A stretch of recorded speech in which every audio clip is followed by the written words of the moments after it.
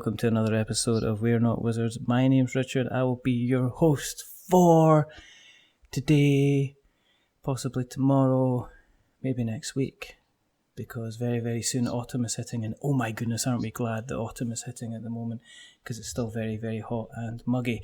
In the past, we have spoken to content creators, we have spoken to game designers, game developers, we've spoken to a lot of people in the media. We've gone as far as speaking to manufacturers. But once the dust settles, once the Kickstarter finishes, once you've sat there and your credit card has been processed and your details have been taken, how does it all fit into place? So it made sense to actually maybe ask somebody who might be a little bit in the know. So I kind of scurried about and I asked some important, intelligent people, and I also asked Vaughn Reynolds, and Vaughn said, why don't you speak to Chandler Copenhaver from Crowdox? And I said, okay. So joining me today is Chandler from Crowdox. So hello, Chandler. How you doing? I'm very, very good. I'm very, very good. Good. How's yourself? I'm doing well. That's good. As I say, the reason that we got you on tonight, I think you're kind of like one of the last pieces in what we would call the Kickstarter kind of puzzle. As in, you know, when the excitement is kind of has reached its peak and the game is funded, and then it's kind of what happens next. But in We're Not Wizards tradition, we obviously we want to find out a little bit about your good self, kind of first of all. Now, for people who are joining us for the first time, thank you very much for joining us. The reason that we do this is because we're almost at episode 200 now, and I just need to get to episode 200, and then I can sit back and do nothing for the rest of my years. And as I say, the second reason that I'm doing this is because I'm just a nosy person, and I want to ask Chandler lots of nosy questions and see if he'll, answer them or not. Do you want to start off by telling us kind of a little bit about, obviously, yourself, how you kind of got involved in the kind of the hobby in the first place?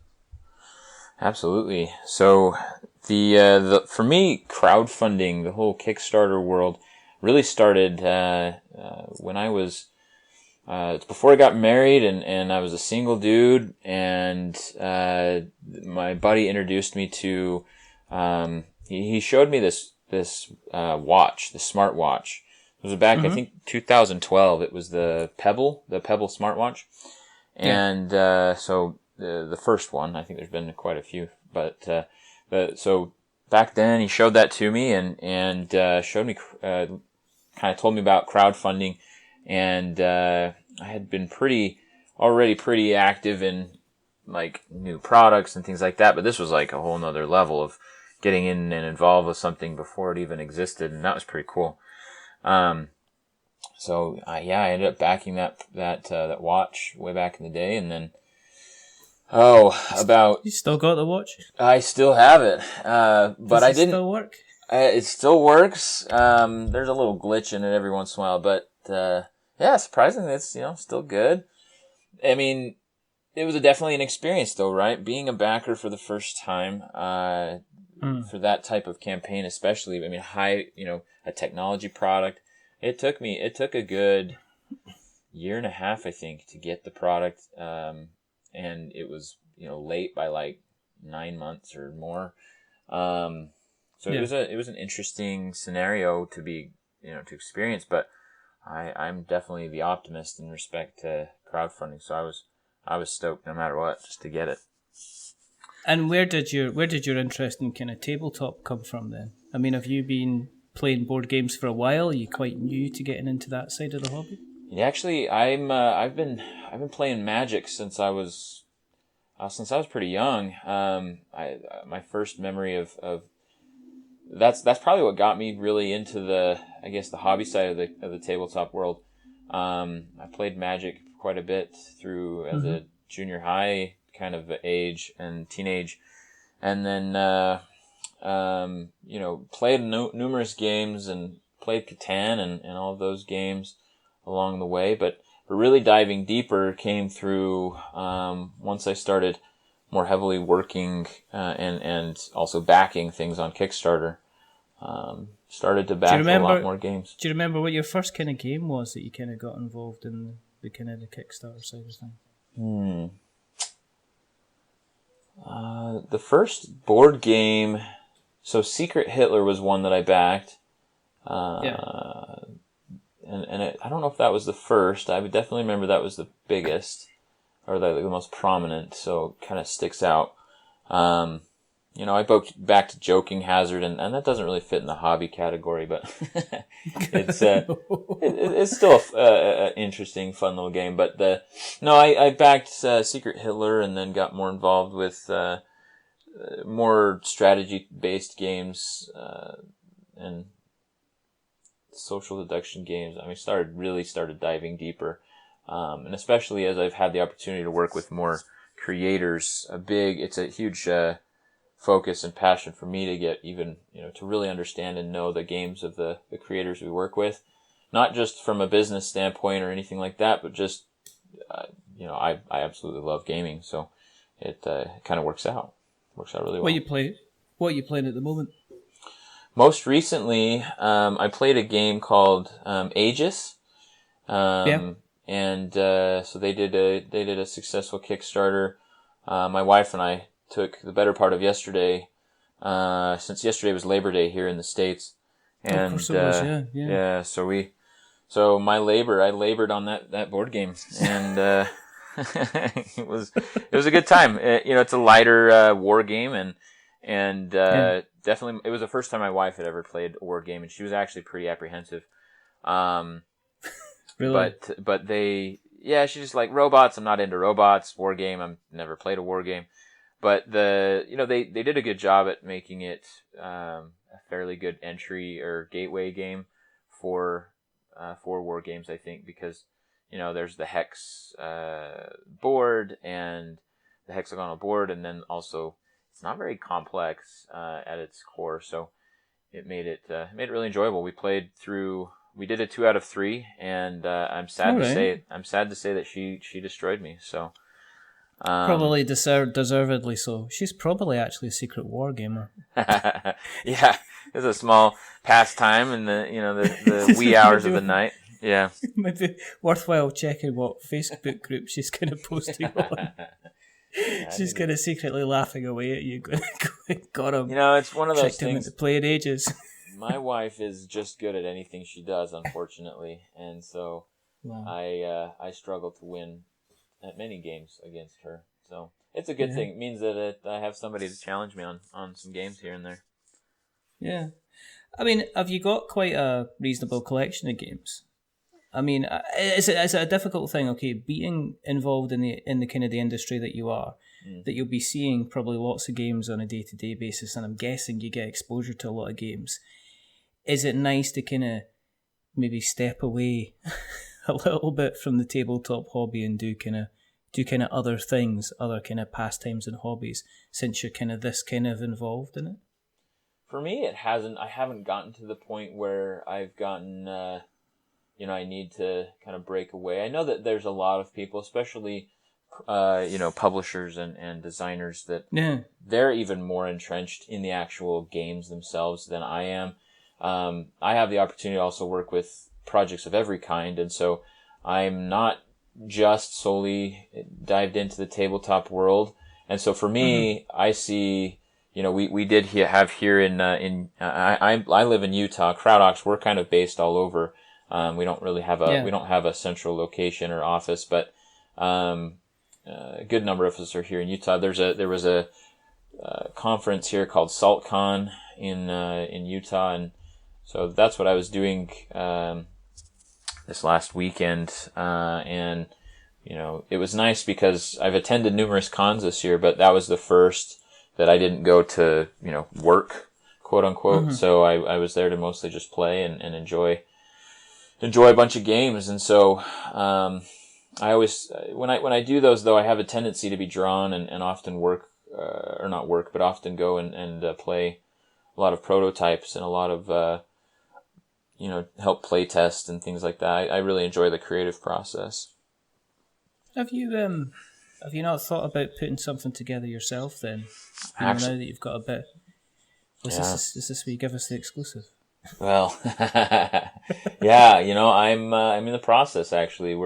I've got a game that I'm working on with my wife, and who knows where it will go. And it's obviously really horrible and terrible right now, but that's we're working on something. We thought, why not? Let's make something, and so we'll see where that goes. We're pretty early in the development process, so. I'm just interested to think kind of what kind of game you would kind of make. Yeah, I'm going to start light and simple, and so it's going to be my wife's she is a chemistry teacher, and so she's got some of the skills in that realm, and have never taken a chemistry class in my life, so it was a good idea to make a chemistry game. So that's what we're doing. I think it's a fascinating thing because I did a little bit of chemistry at college, so I am aware of how chemicals and elements and everything bond together, and I think there could be a nice little kind of game based all around that, kind of joining all the elements together and creating big carbon chains and scoring off the back of them. And I hope I've just not nicked your game idea. Yeah, there's also I think there's all sorts of fun opportunity around themes like that. So you can go light and you can go heavy, and we're gonna go light on this first one. The first one. So there's other ones planned then? Well, there's no plans, but I mean, it's by the nature of doing it once, it's the first. So yeah, I suppose so.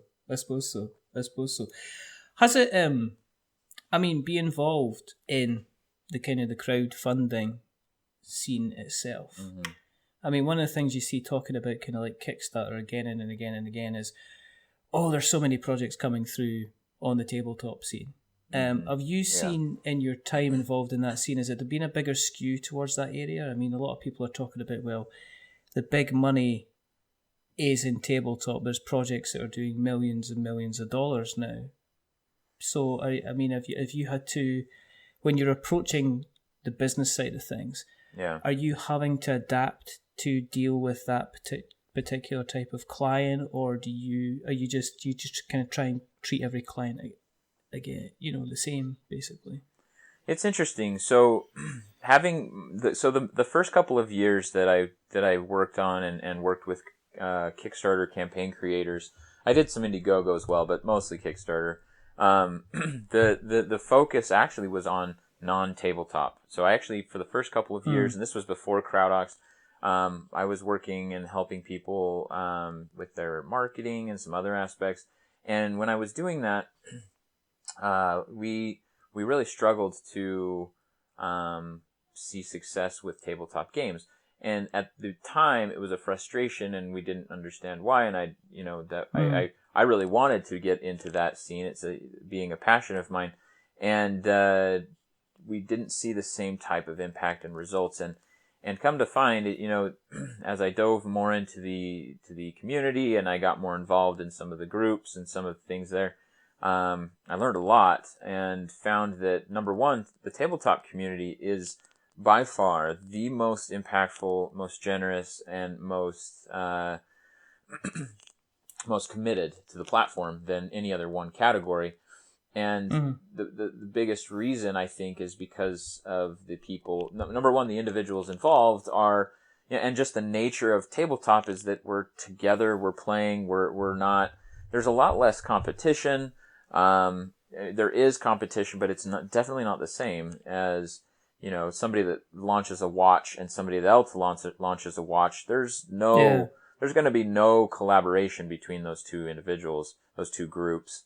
And the same is true with, virtually all these other products that are out there. But with games, you don't have that. There's very little of that happens where you have somebody that, they're very hard against, hard with an NDA and requiring somebody to sign something before they talk about it. There's a lot more openness. And so, it's the power of the community, which that's what Kickstarter is all about. It's about the community, that has allowed this category to grow massively.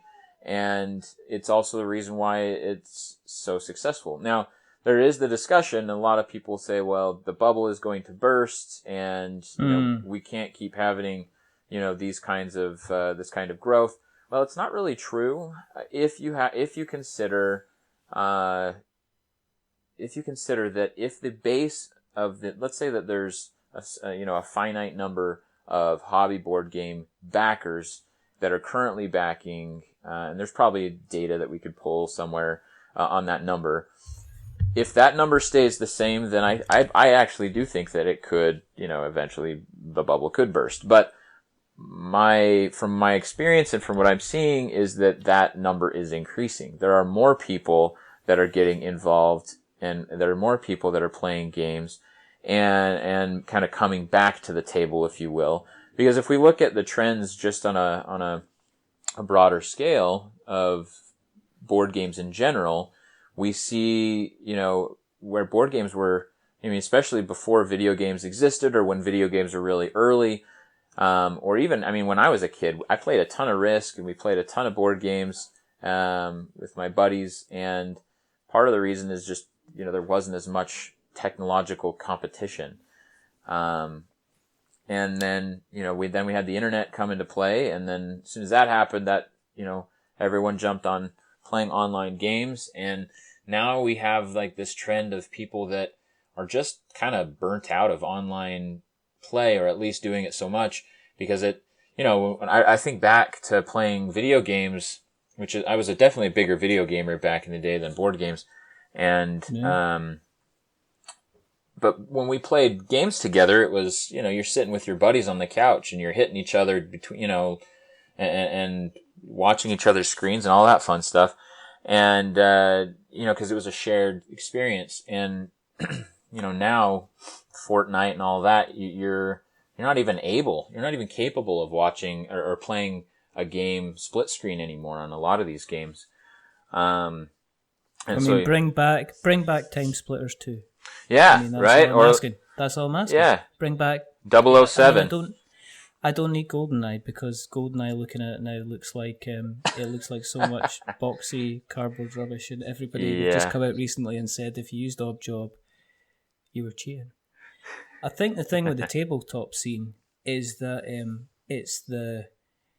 it's a viable route to market. Even the video game crowdfunding scene, and you'll be able to correct me if I'm wrong, yeah, it's kind of still seen as an edgy, wedgy, kind of icky, sticky kind of way to market. Take Shenmue 3, yeah? Right, yeah. Crowdfunded, really, really popular, did a lot of money. Whereas we kind of don't know, and it relied on an awful lot of the passion. And I think what that happens is people will say, well, it's a kind of a one-off, I just kind of want that, and then we'll just kind of see. I think what happens with board games is that you will, say you get somebody sitting down and they'll bring in their, like, say, Catacombs, or they'll bring in, they'll bring in The Others, or they'll bring in No Honor Among Thieves, and then the question will be, well, that was a good fun game. Where'd you get that from? And it's like, well, I got it on Kickstarter. And it's like, well, and I think what that does is that helps introduce people into that side of the hobby and that whole community, because let's face it, there is a whole Kickstarter community that has evolved around, and you'll see the same people turn up again and again and again. I remember when I was following it, it was like, it was like the same 5 or 10 people that were doing, maybe you see them in the CMON games, but you seen them in like, I've seen them jumping on like when I think City of Kings was out and Epoch was out and a couple of other projects, and it was the same like 5 or 6 people kind of turning up, and they were saying hello to each other, and that seemed to be what they did. They kind of went to work. They didn't have any other commitments. They would come on. They would kind of be involved in the kind of the Kickstarter scene. So I think it's viable to see that kind of grow. I think you're right about 2 products kind of coming on, and they would be in absolute competition. I think it's a good thing that it's really difficult to kind of copyright mechanics in board games. Right. And even themes. It's like the board game industry seems to be like the movie industry, that you'll get 2 board games that'll appear almost within 2 or 3 months of each other. and they'll be exactly the same theme and potentially very close in terms of kind of mechanics. So that's a whole different thing that's really interesting to me. If you actually, across the board, doesn't matter what category, board game or not, there is like, somewhere in the the gods of Kickstarter, like the universe somewhere, there's like something happening that there are people that are completely separated from each other, that are in different scenarios, that come out with products that are very similar. And it happens time and time again. I see it at least once or twice a month. And, not first one, but one that I just recall very strongly, there was a company that came out with it was basically a GPS for your bike. And so you would attach it to your bike, but it would point, all that it would do is you'd set your location of where you want to go, and then it would just point the arrow like a compass of where where your destination is. And then it allows you to go any street, and then it will just, you're just continually following this arrow until you get there, which was a really cool idea. And I thought it was really fun. It was so crazy though, that idea, there were two different companies that came out within the same month with the same idea. Yeah. And one did better than the other. And that, one of them really struggled and the other one did really, really well. And, and so it was competition and survival of the fittest in that scenario. And in the tabletop world, you can have, it usually doesn't end up being so exactly the same that you can, usually the theme is different, but maybe it has similar mechanics or vice versa. And, and that's where you do have people that are, if you ask any one person, they're backing like 5 to 10 projects at one time. And, the average, right? And that's completely different than these other categories where most people that don't really back in the tabletop world, they back 1 to 2 projects at a time at the most. Yeah. So I think the closest one I've seen recently was Dinogenics and Dinosaur Island. Yeah. And I remember Richard Keane kind of going on Facebook and saying, "Here's my Kickstarter project," and getting almost stoned to death by the wailing crowd and saying that, well, it's just like this, it's just like that, and it's kind of like, oh, okay, it's kind of the closest. But both of them funded kind of, Dinosaur Island's obviously on its second iteration now, and it's funded ridiculously well the second time round with its other additions too. It's a whole different animal. Dinogenics again, it's it funded kind of really, really well at the time. I mean, in terms of do you see a trend in the kind of like the cost of the price of pledges actually going up in the tables? Because one of the things I think that I've heard people comment on recently, and something I've noticed myself, is that the average pledge now seems to be creeping up above kind of $100, where it used to be like, $79. Now it seems to be $99. Now it seems to be $119. I mean, from your view, have you seen kind of like an increase in that kind of the base level kind of coming in? Yeah, there is a general like increase going up, but what's interesting, so coming from a non-tabletop Kickstarter world, the average pledge on projects on Kickstarter was close to $150. That's kind of considered like the average pledge on a lot of these projects. Coming into the tabletop category, it's interestingly not too far off from that. It's fairly close. And so I think what it's really showing is where is the level of emotional investment that people have, because the emotional, so the amount of money that is spent follows the emotional investment. And so people that's why you see a lot of projects that now are charging, they have additional pledge levels that go up. I mean, I pulled up Dinogenics because you mentioned them, and, they had a basic level, and then it kind of cruised on up to sort of a, $100 level. And what ended up being most successful in their case was about a $50 pledge level. And in other scenarios, you definitely have people spending a lot more. So I think there's definitely being an increase, but I think it's matching the demand. I think just the nature of enough people testing, do you want this or do you want that? And it's different in the tabletop categories as well, because the profit margins on a board game compared to profit margins on, say, the world's best jacket, typically I keep seeing adverts for that, and I was just wondering. That's the jacket or the world's best. Why is it the world's? How is it the world's best? They're always the world's best.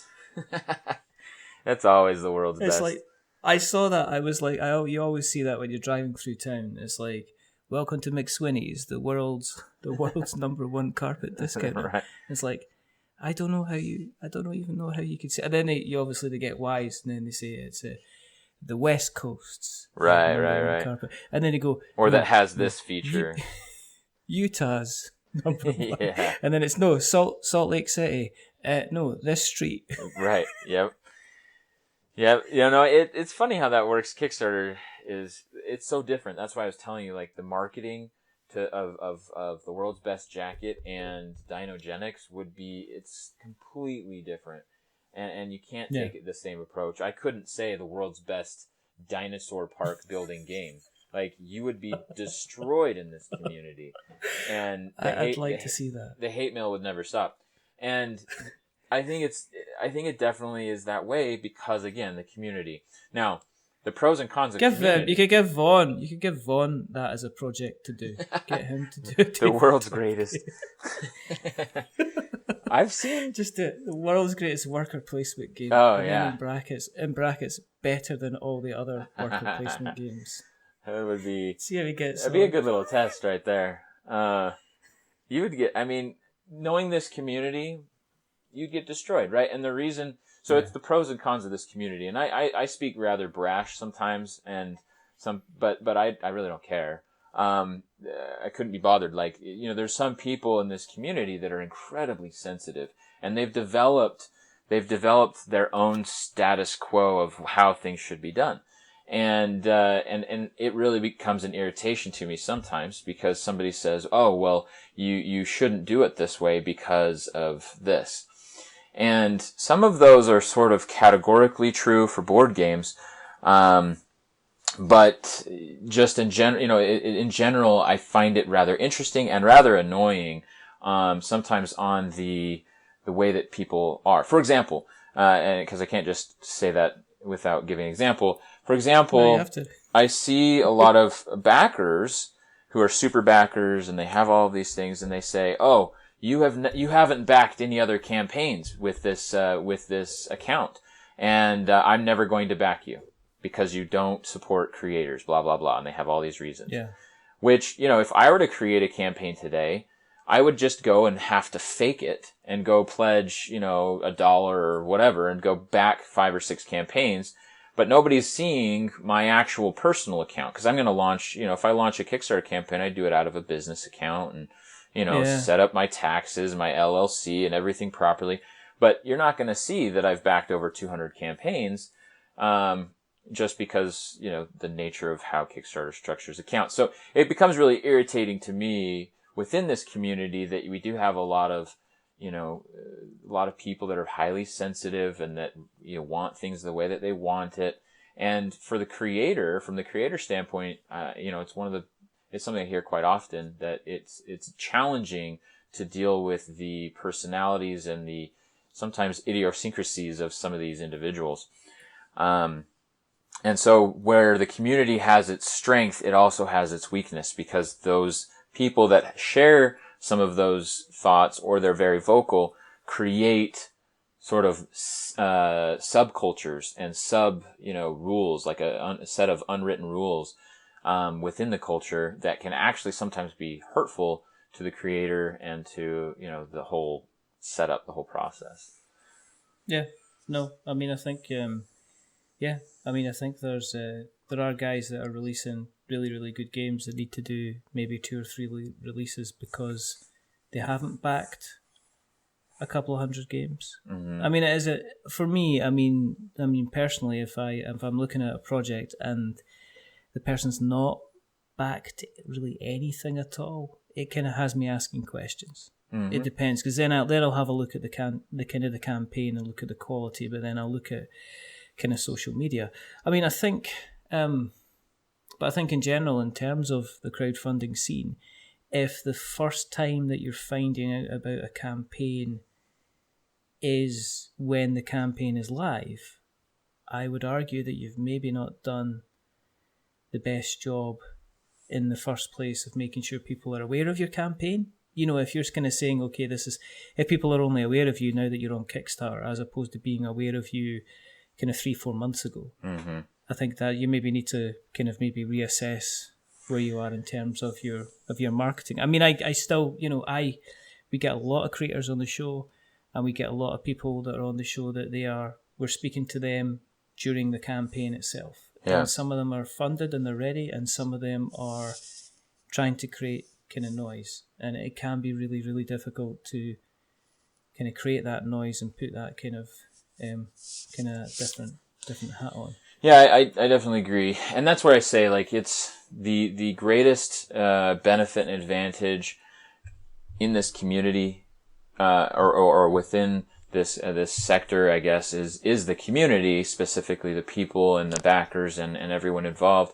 But again, it does come with its own set of interesting challenges, because if we talk about, you know, it's really interesting looking at trends. And if I look at trends of board games and tabletop games on Kickstarter versus other types of projects, they are so vastly different. For example, just the other day I was speaking with somebody that, you know, they have a campaign on Kickstarter. It's a flashlight, and, you know, they're about a week and a half in, and they have about 40 days to go, or maybe they're 2 weeks in, and they expect to raise, you know, they're seeing daily increases in where many places, you know, many projects that are tabletop kind of anticipate a really large lull or drop in the campaign. Yeah. They're actually seeing day-to-day increases, or at least maintaining good daily consistent averages. And these are projects that launched with no pre-marketing, but are doing good and effective and heavy marketing during the campaign. And it's definitely a big difference that you see, is that, you know, if you look at a tabletop game and if it's not doing decently well within day 2, you know, most people say, well, it's a lost cause. You know, hopefully it just barely ekes by and hits 100%. But if you... Do you think that's a bad thing? Do you think that's more of a cultural thing than an actual realism thing? Because I've had this discussion. Sure.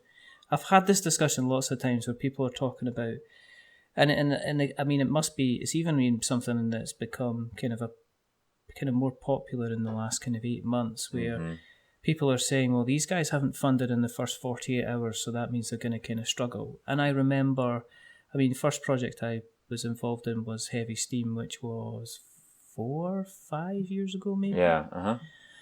And that just toddled along and got funded. Yep. And then the next one just, again, shimmied along, you know, soft shoe shuffling along, creating, you know, getting the dollars. Now I'm going on to places where they're into their third day and people are kind of like raising their arms aloft to the sky and going, it's only 75% funded. To the ark! Right. Gather the women and children, we shall never make it. And it's like, mate, you got like 27 days to go. Yeah. But, you know, it's just kind of like one of these strange things. Does it not force people to end up with ridiculously low kind of goals, as in funding goals? It's the irony. Yeah, isn't it? I mean, it's ironic, right? I need backers to get to 100%, but nobody will back me until I'm 100%. It's a catch-22. It's a Groucho Marx, isn't it? I wouldn't want to be a member of a club that wouldn't have me as a member, kind of thing.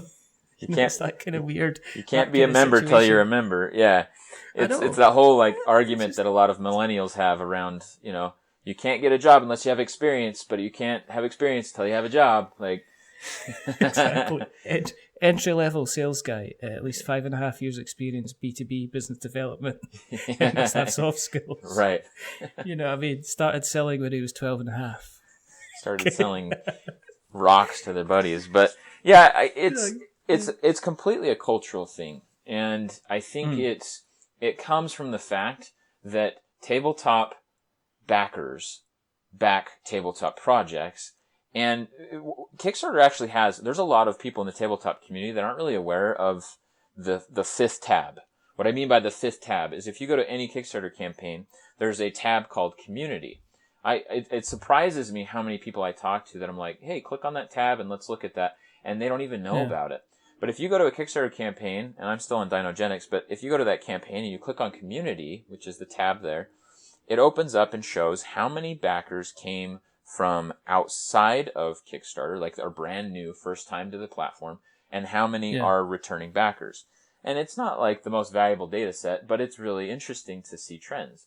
Because if we look at Dinogenics, for example, there's 2,600 backers that were returning backers and only 125 that are first timers. Now, if we look at that 125 and we probably break it down, that's probably like, around half of that's probably his like grandma and his aunt and his like sister and, a bunch of friends and family that have never done Kickstarter.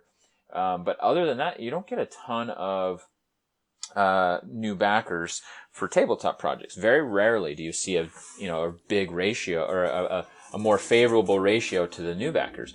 Well, if you look at the only exception to that is if you look at IP campaigns.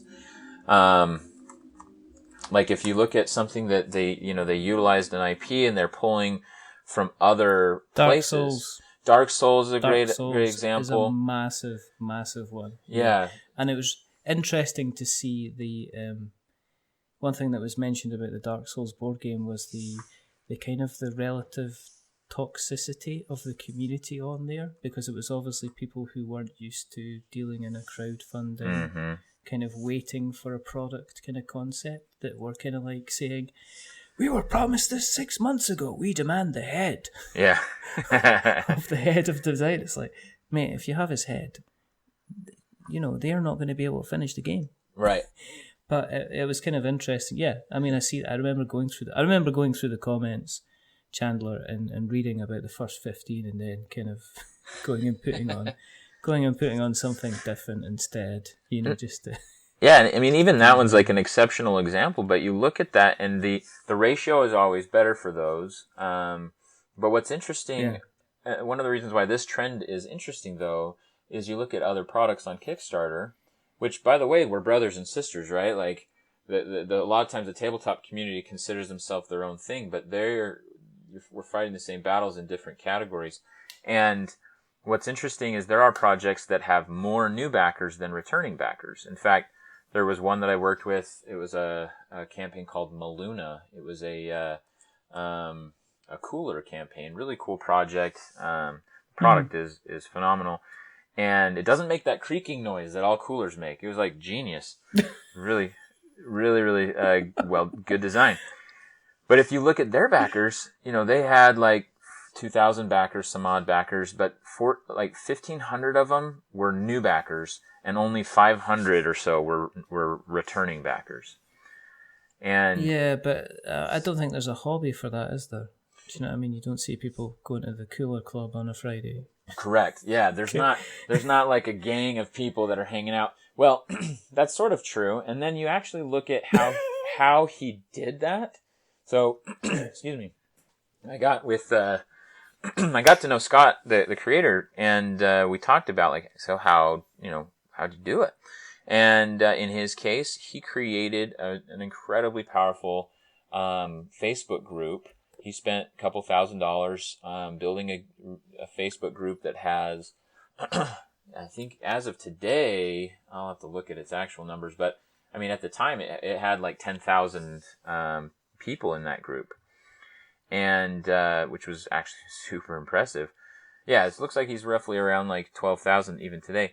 But what was really cool about his group is that there was a lot of organic sharing and people saying, check out my cooler, and they're showing a picture on their boat and in their, they're going out camping. And anyway, there's just a community that he was successful at building a community around his product, which is different than the tabletop, which already has a community just built around tabletop. And so it's definitely a different challenge that they face, with those kinds of products. But I think there's some similarities we can learn from. And one of which is anytime that we have a project, that we're bringing people to, if we rely too heavily on the existing community, that can hurt us. And, we need to build our own community. We also need to find people that, are outside the community and bring them in. And that's where everyone benefits. Anytime we have one of these IP campaigns, there's a lot of people that sort of get frustrated or complain. But I'm a fan of the IP campaigns because they bring new people into the community. And anytime that happens, it just benefits the whole community itself. Here's a question for you. In terms of the guys that chuck in a buck, and I'm holding up both my hands at the moment and waving about my fabulous rings.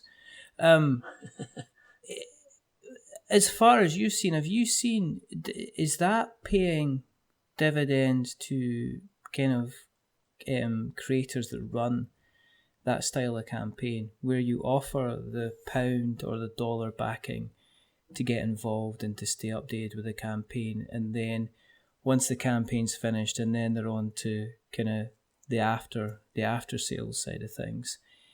Do you see and you'll know this, do you see like a decent uptake, or as far as you're concerned, is it always worthwhile kind of having a kind of like a kind of a pledge manager kind of situation afterwards? Is there a big uptake? I mean, I know of some. I have spoken to a couple of guys who said yes, absolutely, because what happened was that we ended up getting an extra, 15 pledges, or we ended up getting an extra $1,000, or we ended up getting $1,500, or it turned it from being a project that was a loss into a project that was a success. Yeah. So do you see that, in the background? Because I take it you obviously you would have metrics on that. Would you say is that a kind of a decent thing to consider if you are going to be running the campaign, to actually have a kind of a dollar pledge level so people can kind of join in? I always recommend creating a pledge level specifically for it. And there's actually quite a few reasons why. The first and main reason is simply lowering the barrier to entry. Lowering the barrier to entry is how you be successful in e-commerce in general, any form of online sales. The less clicks you have, the more successful the conversion will be. That's just nature of human behavior. And so if I have provided somebody lower barrier, which is, even though the amount of money I'm spending for a $1 pledge and a $100 pledge is actually zero still, because you're not charged till after, even though that's the case, psychologically, there is a difference. And that is the reason why people don't back on projects that aren't 100% funded, because there's a psychological barrier. And the same thing goes for a $1 pledge. I feel like the barrier to me is lower, especially because I've probably had the experience of forgetting about a higher pledge and not getting out of it or something. So there's low commitment. Having that pledge level there for that reason is key. The second reason is if you have that pledge level there, it also actually makes it easier for them to pledge. If you look at the way that Kickstarter is designed, as well as the app, the Kickstarter app, which I have backed campaigns through the app before, there's not actually an option through the app for me to select a no reward pledge level. There is on the computer, but not on the app. And so as a backer on the app, or if I'm looking at a project on the app, which I think somebody did data on that once, and the number was somewhere around a quarter of pledges came through the app, if I remember correctly, which is a pretty decent number. If I can get somebody to pledge and at least subscribe by doing that, that's of value to me. That's of benefit to me. So as a creator, I think it's a no-brainer to adding it for those reasons alone. Now, from the perspective that I have of Crowdox, which is we're a pledge management software. We help post-campaign organize the orders, organize the details and all the pledges. From that perspective, there's also a value as well. The main value comes that we actually have a direct API sync with Kickstarter. You may have seen Crowdox as a collaborator on campaigns, and the reason why is because Kickstarter actually created the fulfillment permissions for collaborators specifically based on our requests. We kind of worked on that with them.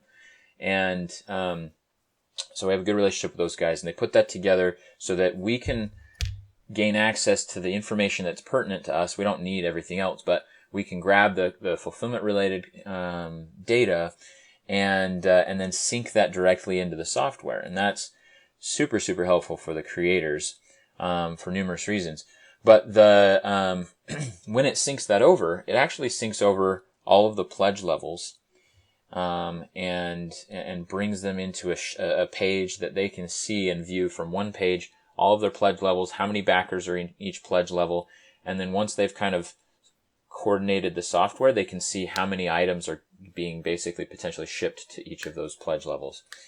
And and so functionally within the structure of how that works, it's typically easier to deal with a pledge level in that respect. One of the reasons why, if I'm a $1 backer, for example, you can still set it so that there is shipping.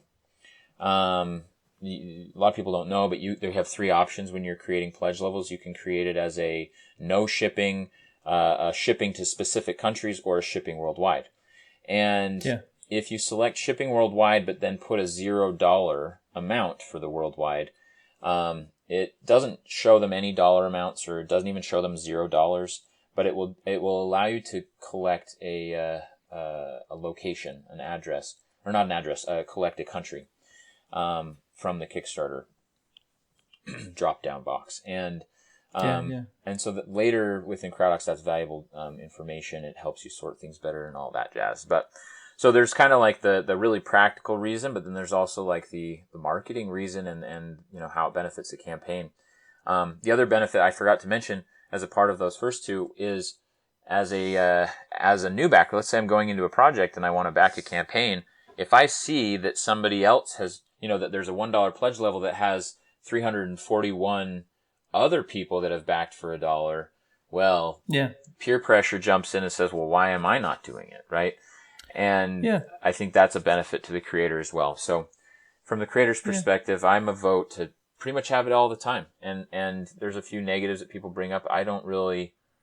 Those negatives don't outweigh the benefits from my perspective. I think the other thing is as well is if you are kind of signed up for notifications, then what will happen is that you'll get an email when somebody that kind of backs a game, but you're never told the actual amount. So if sometimes people will just chuck in a buck just to follow along progress, but what will happen is that's potentially kind of free marketing, because if that then goes to the 25 or 30 people that are following this person, then they'll get emails and it kind of draws them to kind of look at that as well. So it's kind of like it's interesting to see how Kickstarter itself is evolving, so that it's creating it's almost like its own miniature marketing tools to help people kind of continue to market and continue to kind of grow. From your point of view, I mean, how did you get involved in kind of like Crowdox? I mean, what's the kind of the story behind that, Chandler? So I got to know the Crowdox team. Crowdox been around for actually quite a while. Been around for, I think, coming up on 5 or 6 years, and it's been around, but kind of in the background. Didn't really grow. I got introduced and met with the two founders of Crowdox, Nathan and Aaron, and they both are software developers. They've created Crowdox from ground up. Really, pretty much just the two of them. And so, I mean, they're incredibly good at that aspect. And I saw so much potential having done this for so long. And to be honest, my real I guess reason why I was like, oh, Crowdox is awesome, I want to be involved, is because I wanted to be a part of that next step and that full experience of a campaign that is now successful.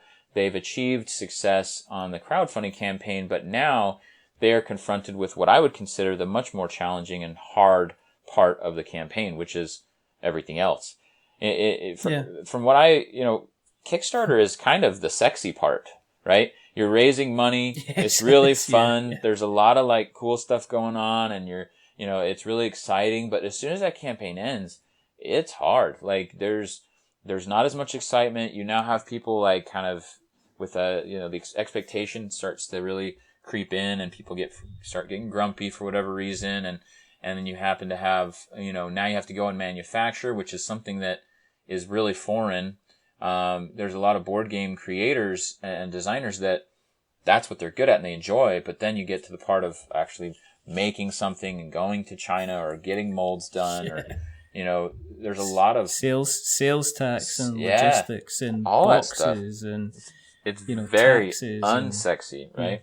And so as weird as it is, I wanted to get involved with the unsexy part, mainly because I think that there's a lot of need. There's a lot of need to have more success with this, because it would always frustrate me when I would see a creator that did a great job on Kickstarter and they raised so much money and they had so much success, and then they completely fell apart after the fact.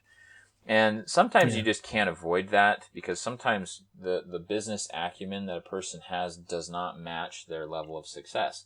So that you just, you can fake it till you make it, and there's a lot of people that do that well, but there's some people that just crumble. And and so I'd love the idea of getting involved with that aspect and, helping a success actually completely become a success. Because from my eyes, Kickstarter is while it is a cool creative platform, it's not really what it is. It's actually a business creating platform, or it could be. It can be a platform that allows somebody that is, they have a 9-to-5 job and they just love board games and they want to create one, so they make one. And then it does really well. And then they realize that they could actually make this their career. And then so you have these people. For example, I spent some time this weekend with Ryan Lockett of Red Raven Games.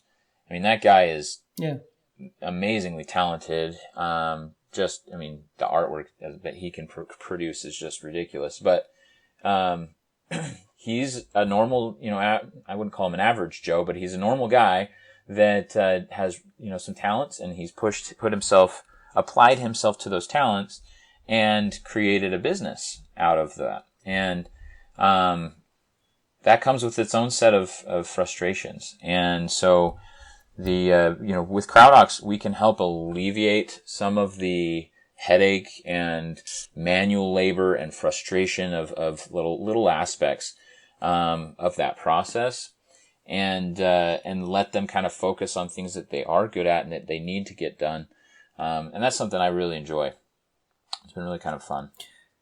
So you're actually out there then providing them with a little bit of kind of support. I mean, if somebody says to you, well, how do I work this out? Do you say, well, listen, here's the resource you can go to? Have you ended up kind of as a business kind of building up a knowledge base? Because I work with businesses who sell on kind of Amazon.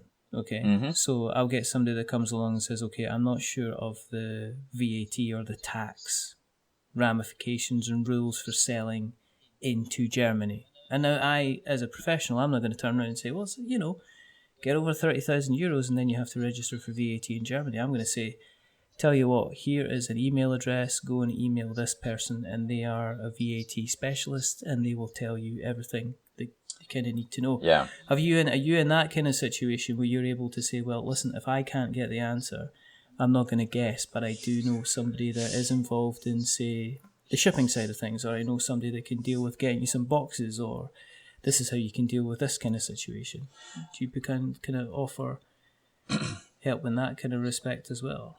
Yeah, I very much consider my role and what I do more along the lines of consulting than sales for Crowdox in particular, because essentially we're saying, look, here's an option that is going to resolve and alleviate challenges. And then with that comes lots of questions, and all of these questions are very project specific. Like you're saying, there's some things that you're like, well, I don't know the answer to that. Like you need to talk to the right person. And so I that's something I actually enjoy doing is sort of some matchmaking and getting people connected to fulfillment companies, or even more recently I got a guy that he didn't understand how accrual accounting worked, so that he can launch his campaign at the end of the year and still not have to pay taxes till the following until he ships. And some people don't even know about that stuff, and so I day in and day out, those are things that I'm helping people with, and I absolutely love it. Is it becoming a bit more of a competitive kind of market? I mean, in terms of what you're offering. I mean, there are other people out there that do what you do, and I won't mention them for fear of offending you, sir. Right. I mean, I've got to ask the question: How do you talk about pledge managers when one of your competitors is called Pledge Manager? It's kind of like, what do you say? I'd like to. It's like saying to people, "Are you satisfied with your Hoover?" Right. Yeah, you're spraying Windex and it's not called Windex. Yeah, exactly. Yeah. No, or drinking it, depending what night. Well, it is. yeah, depending where you are, right? I guess they do that in your country. It is interesting, and there is, of course, competition, and of course, as many people would probably say, like, competition's a good thing, and I actually agree. And I don't really have much to say on either of the two other. I really only consider that we have about two other competitors, Pledge Manager, as you mentioned, and BackerKit.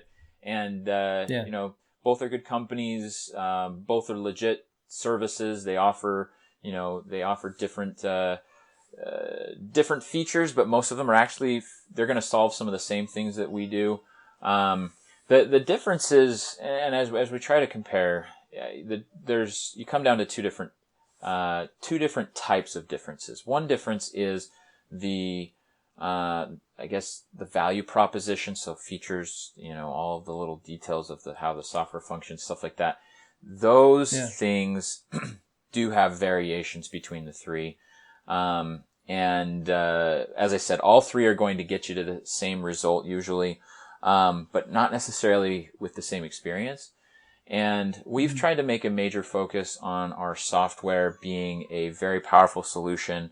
It's not very complex, and it also, one of the two are highly complex and can leave some challenges, for the creator within setting it up and also managing things, while the other, kind of relies heavily on, itself, basically its own team to help support and do all of the setup and all of the exports and all, everything related. What we've tried to do is sort of find a middle ground, and Crowdox, we're kind of a middle ground between these two services. As we try to compare them, a lot of people are kind of recognize that pricing wise, we've priced ourselves, to be very competitive. We're not looking for a percentage of the campaign funding total. We're very reasonable in the pricing model with a per backer fee and a percentage of what we help raise. That's extra. So that's a competitive advantage. A lot of people really enjoy our pricing model and how that kind of breaks down for them. The other thing though comes down to sort of the means by which we do things. We're invested in this space. We are very interested in the creators.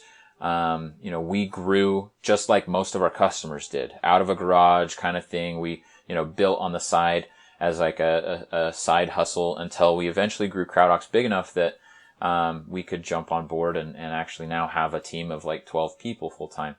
And so we've kind of gone through that entrepreneurial experience that most of our customers have gone through or are going through. And that reflects in how we interact with everyone that we work with. It hopefully shows well to those individuals. So you don't become a number in kind of a factory, process. But instead we really work very hard to tailor and to, not necessarily tailor the software, but tailor the experience to each creator. And that's kind of an important part of what we do.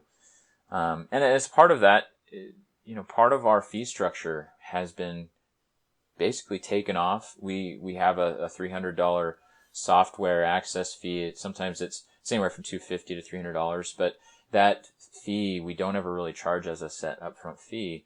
We trade it for copies of the games, basically. And that's important to us because we want to be champions for the projects we work for.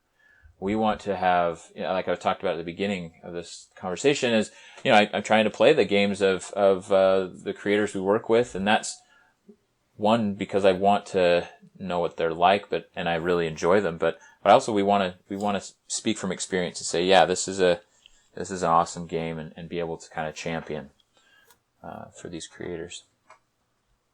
That's cool. If this has been fascinating to me. As I say, we're always interested in kind of gently kind of filling in the different pieces of the puzzle with regards to, we got a lot of creators listening, we got a lot of first-time creators listening, we got a lot of guys who are currently sitting with a table of white pieces and black pieces of paper and some sellotape over a dice who are, making those first commitments into kind of generating a game kind of thing. So, just finding out about, just your thoughts in general is always in it, because I'm a nosy person. As I said at the beginning, makes you good at what you're doing, I guess.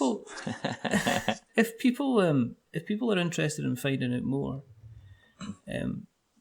where do you exist on kind of like the interweb nets, Chandler? Probably the best place where someone would get in touch with us is on our website, crowdox.com. So it's Crowdox. Some people have kind of slaughtered the name, but it's the whole idea of Crowdox. We try to bear the load like an ox would, right? So that's kind of that's where the name. Actually, I suppose crowd donkey would sound ridiculous. That's definitely part of it. Full disclosure, actually, the name originally came from the fact that it was the shortest URL. It was the easiest and shortest URL that we could find that worked, and then we kind of played with that a little bit. Like, oh, yeah, ox. They help people. They help bear the burdens. But anyway, of course, there's some people that think you're being clever because you've got the name Crowd and then put an X on the end. Yeah, it's definitely an interesting scenario. But yeah, so they could go to our website. They could reach out there. They can also, most of my interactions happen to be through Facebook. So I am on Facebook actively connecting with people and happy to help and trying to jump in those communities and groups where people ask questions. So, but yeah, that would be the best way. And they can also email us directly, sales@crowdox.com. Cool. So whatever works. Awesome. Thanks for that. What we'll do is we shall make sure we put those links in the show notes, so we've got notes to show. If you want to keep an eye on what we're up to, then jump on to go to interwebs and type in We're Not Wizards, and you shall find us on Twitter and Facebook, and we're on Instagram, and we're on YouTube. And if you want to read some of our words, you can go to we'renotwizards.blogspot.com. If you want to find a website, you can find us on we'renotwizards.com. If you want to chuck us a buck to help keep the lights on, then go to patreon.com/we'renotwizards. You can find us on various different places in terms of podcast catchers. So you've got Stitcher and Player FM and Acast and Spreaker and Podknife, and you can also actually find us on Podbean as well. If you've liked what you've listened or enjoyed or found it interesting like I have, please go to Apple Podcasts and consider dropping us a subscription. If you like us even more, consider dropping us a rating or a review. And as we say, if you are going to give us a review, don't give us 10 stars because it makes us big-headed, but don't give us 1 star because it makes us cry. Give us 5 because it's in the middle and it's average, and we're just a little bit average. But the gentleman who's not been average tonight is the rather wonderful, very interesting Mr. Chandler Copenhaver. Thank you very much for being on, sir. Hey, appreciate being here. There's only 2 more things to do. The first thing is to remember that we are many things, but we're not wizards. Are we wizards, Chandler? Not yet. One day. Don't. I can edit this whole thing, so all you say through the whole show is you love Pledge Manager, you love Pledge. No, I'm not going to do that. That would be nice. It's a threat though, it's a viable threat. And the second thing is to say goodbye. So it's a goodbye from Chandler. Say goodbye, Chandler. Goodbye. And it's a goodbye from me. Remember, stay safe, roll6s.com. And as I said, it's always nice to fill in the last piece of the puzzle. And the tabletop industry is becoming an industry. It's not just about an idea in somebody's bedroom. It's about how you get your art done, how you create your game, how you get it manufactured, and also how you take care of those lovely backers once the campaign is finished. But until the next time, goodbye.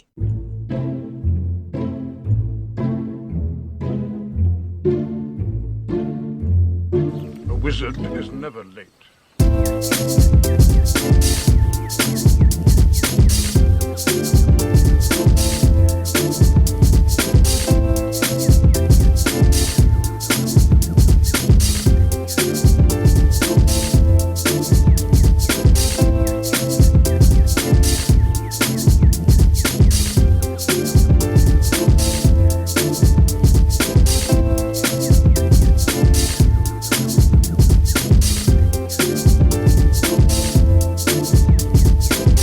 Nor is he early. He arrives precisely when he means to.